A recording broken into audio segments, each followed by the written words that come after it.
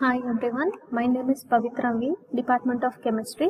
Today we are going to discuss a topic called energy sources. In that we will discuss artificial energy sources like cells, batteries, solar cells and fuel cells. In that first we will discuss the structure of a dry cell. Dry cell is an electrochemical cell. It is used a low moisture chemical electrolyte. Most cells have a liquid electrolyte. Because of this characteristic, dry cells are less prone to leakage and are suitable for portable applications. The dry cell consists of three main components in the cell, that is outlined in the following slides. These are the structure of dry cell. We have a cathode at the center and it is an anode, and this is insulating washer. Steel cover is coated on the upper side. This is the wax seal, sand fusion, carbon rod which is made as cathode at the center, and NH4Cl, zinc chloride and manganese dioxide paste is made as electrolyte, porous separator, and this is the zinc can, or it acts as an anode, that is the wrapper, outside wrapper. This is the dry cell structure. Anodic reaction, there is an oxidation, loss of electron. Zn is converted into Zn2 plus with a liberation of 2 electrons. At cathode, reduction is taking place. 2 NH4 plus 2 electrons combining to form 2 molecules of ammonia plus hydrogen gas is liberated. Next we will move to the components of a dry cell. In that, first one is electrolyte. Carbon rod is surrounded by an electrolytic paste of ammonium chloride and zinc chloride. It is not completely dry, it is little bit wet in nature. The ammonium ion in this paste will react with the manganese dioxide to carry electrons to the carbon rod. This will produce dimanganese trioxide, water and ammonia as the byproduct. And this is the electrolytic cell. These are the components, in which the second component is zinc sleeves. The electrolytic paste is covered in a zinc sleeve or a zinc metal. These electrons will flow through the electrolyte into a carbon rod to produce an electric current. Whenever there is a flow of charge, there is a production of electric current.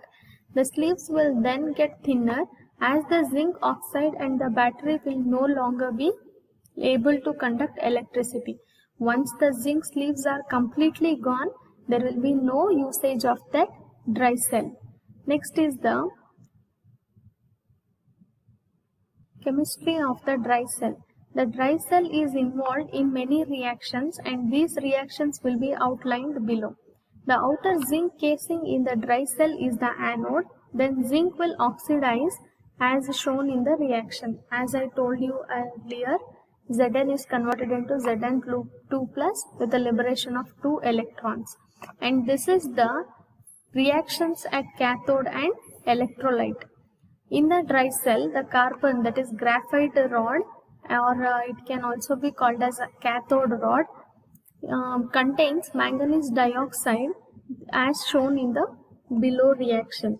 2MnO2, which is in solid state, reacts with 2 hydrogen or 2 proton in aqueous medium with 2 electrons, gives rise to Mn2O3 in solid state, plus water is evolved.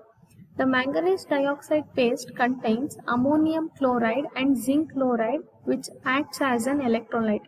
These ammonium ions provide the hydrogen ions needed for the cathode process. That is, NH4 plus gives rise to NH3 plus H2 by acquiring 2 electrons in the reaction. Next we will move to the lead acid electric battery, or it is also called lead storage battery. As the image itself explaining that, it consists of 2 electrodes. One is lead, that is pure spongy lead, and another electrode is lead oxide. Here negative charge indicates the anode electrode and the positive charge indicates the cathode electrode. When it is dipped in a sulfuric acid solution, these are the terminals and this is the current flow.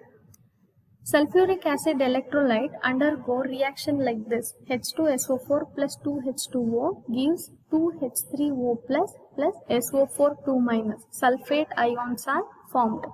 Oxidation at the negative plate, that is anode, the reaction is given as Pb plus SO4 2 minus gives us PbSO4 with a liberation of 2 electrons. So oxidation is nothing but loss of electron which is taking place at anode. Reduction at the positive plate, that is at cathode. The cathode electrons move towards cathode, so that the utilization of electrons taking place as follows: PbO2 plus 4H3O plus sulfate ion plus 2 electrons gives PbSO4. Lead sulfate plus 6 molecules of water is liberated. This is the reaction at anode and cathode of lead acid electric battery. Next we will do the how actually a battery develops a voltage. See, this is the image. Here the following experiment is carried out to explain the process. Now electrodes are placed inside the electrolyte with no external electric circuit is connected to it. The reactions start to occur. They use up aqueous ions near electrodes. Diffusion within electrolyte replenishes ions near electrodes. Excess electrons are created in lead electrode, and electron diffusion is created in lead dioxide electrode. So electric field is generated at the electrode surfaces. This electric field opposes the flow of ions. The more number of electrons are carried out and move towards PbO2. This is the activity or the functioning of battery inside. Next we will move to the solar cells. Solar cells are also known as photovoltaic cells, but there is a little bit difference that the term solar cell is designated to capture energy from sunlight, whereas a photovoltaic cell is referred to an unspecified light sources. Next, solar cell definition. It is a device that converts light energy, that is solar energy, directly to the electric current. It is like a battery because it supplies DC current or a DC power, that is direct current is produced using a solar cell. It is not like a battery because the voltage supplied by the cell changes with change in the resistance of the load. Based on the solar energy or the light energy applied or falls on the solar cell, it depends on the efficiency of the solar cell. These are some of the example of solar cells made from a single crystalline silicon vapor. Next we will move to the working of a solar cell. This is the working of a solar cell image, where a photon is nothing but it is a packet of energy present in a light source. That photon falls on a substance or a solar cell. There is a zone called depletion zone. In that depletion zone, electron and a hole is created. Electron is moving towards N-type layer and hole is moving towards P-type layer. N-type is nothing but negatively charged electrons are responsible for electric flow or the current production, whereas in P-type, positively charged holes are responsible for electric current production. In depletion zone, electrons and holes are separated. These electrons will flow through this circuit. This is the electron flow, and then finally the electron hole recombination takes place. This is the back electrical contact and this is the front electrical contact, and the photon absorbed in depletion zone, electron hole creation takes place here. So this is the working of a solar cell. And further we will move to the fuel cell. Fuel cell capable of generating electricity by converting chemical energy of the fuel directly into the electrical. It is an electrochemical device which converts chemical energy into an electrical energy. So further we will discuss the parts of a fuel cell. We have 4 major parts: anode, cathode, catalyst and an electrolyte. We will discuss one by one. In that, anode is the negatively post of the fuel cell, negative part of a fuel cell. It is the electrode where oxidation takes place. Always anode negatively charged, oxidation takes place. Oxidation is nothing but loss of electron. It conducts the electrons that are freed from the hydrogen molecules so that they can be used in an external circuit. It has channels attached to that disperse the hydrogen gas equally over the surface of catalyst. Here, next part, that is cathode. It is positively charged part of a fuel in which it has channels enhances into it that distribute the oxygen to the surface of the catalyst. It also conducts the electrons back from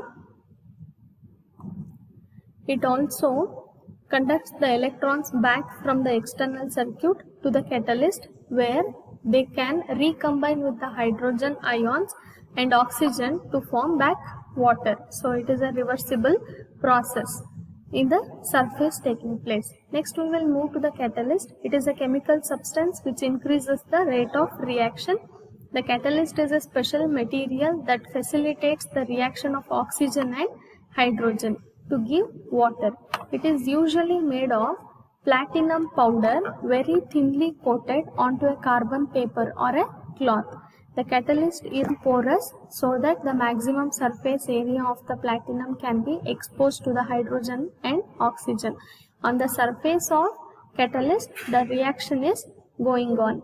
And next we will move to the electrolyte. It is a substance that conducts charged ions from one electrode to the other in a fuel cell. The electrolyte is also known as proton exchange membrane, where the proton exchange takes place. This is a specially treated material that only conducts positively charged ions. If there is a positive charged ion is transporting, there should be an electron transport also, because in order to maintain the gradient, that is charged gradient, the membrane blocks the electrons. And this is the functioning of a fuel cell. Next we will discuss these are the parts of a fuel cell, and the mechanism is the fuel consists of two electrodes, anode and cathode. Hydrogen and oxygen are fed into the cell. Catalyst at anode causing positively charged protons. Oxygen ions at cathode side attract the hydrogen protons, and then they will combine. Protons pass through the electrolyte membrane. Electrons are redirected to cathode through external circuit. Thus, there is a production of a current. This is the mechanism of fuel cell, and this is shown in a figure. This is the proton is moving through an electrolyte, whereas the electron is flowing through the circuit. And here oxygen and the protons are reacting at the catalytic surface to form back water, and the water is exhausted. This is the mechanism, and this is the oxygen supply from the air. Next we will move to the classification of fuel cells. Fuel cells can be classified based on various criteria given below. First one is based on temperature range, in which low temperature fuel cells, that is 25 to 100 degrees Celsius, medium temperature fuel cells 100 to 500 degrees Celsius, high temperature fuel cells 500 to 1000 degrees Celsius, very high temperature means above 1000 degrees Celsius. These work in these temperatures. Next one is based on physical state of the fuel. Gaseous state, that is hydrogen, lower hydrocarbons, etc. Liquid state, alcohols, hydrazine, higher hydrocarbons, etc. In a solid state, metals and all. And third classification is based on the type of electrodes, that is aqueous solution and non-aqueous. And next one is solid and molten state. These are the classification of fuel cells.